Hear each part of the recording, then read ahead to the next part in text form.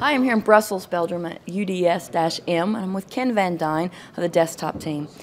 Ken VanDine was very instrumental in the team that he works on with social from the start, this new concept that rolled out with Lucid. So Gwibber is awesome. It was really made awesome in Lucid. So what goals did you meet for the Lucid cycle, and what can we look forward in Maverick with Gwibber? So in the Lucid cycle, we focused a lot on stabilizing and making Gwibber more stable, significant changes to the user interface. Gwibber, as far as social from the start goes, is really a way to integrate desktop applications with your social networks and how you interact with your friends and things like that. So we provide one tool to let you interact with all your social accounts like Facebook, Twitter, Identica, etc. And we wanted to expose that out to other services on your desktop. So it runs on your desktop and other applications can utilize it. The only examples we have in Lucid is the client where you can view and post your messages. And also the Me menu, which is in the panel, so everybody's seen, where you can post messages to all the services that you're registered with. So that's kind of what we accomplished in Lucid. And we exposed some APIs so developers can develop applications that utilize some of the data from these services. And none of those have made it into Ubuntu yet, but there's been some great examples, like Rick Spencer did Photobomb, a little fun tool that he played with that would query all the images from all your friends' feeds and just spatter them out in a little interface that you could draw and annotate on and repost them back out to the web, all using the Gwibber APIs. And he did that just kind of for fun. And there's been a few other examples like that we've seen people do so far. But I'd really like to see more desktop apps using that.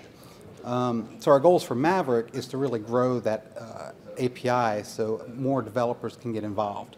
Right now it's just a Python API and there's some debug stuff that's available, but we want to stabilize that a bit, and we actually wrote it last night, libgwibber, a C library that we can then create bindings for other languages, so Mono apps, Python apps, Vala apps, C apps, all these different kinds of apps that we ship on the desktop can directly interact with Gwibber without actually using the client.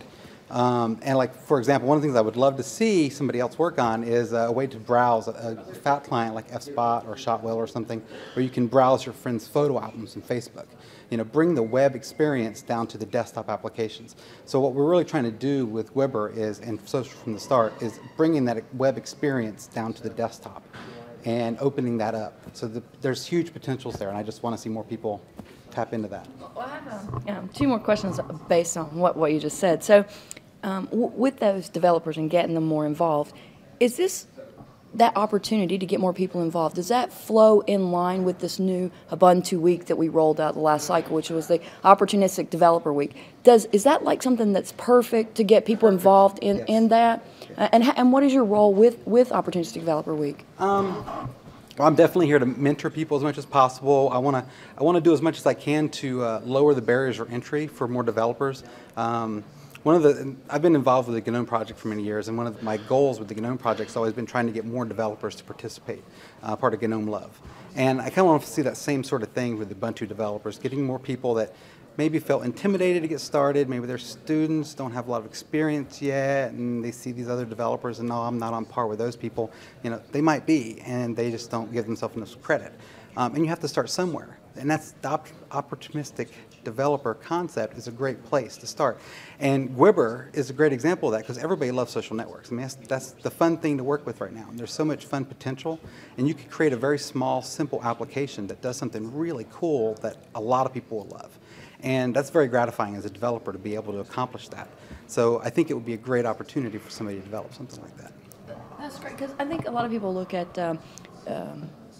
Gwibber and developing and what is an opportunistic developer and how do I get started. But with things like that, I know I'm not a developer yet, maybe someday I will be. But I did know I had the opportunity to help with Gwibber and test a few times, and so it's not just something that those developers can get involved with and help, but the non-developer, non-code writing users can also get involved if they wish.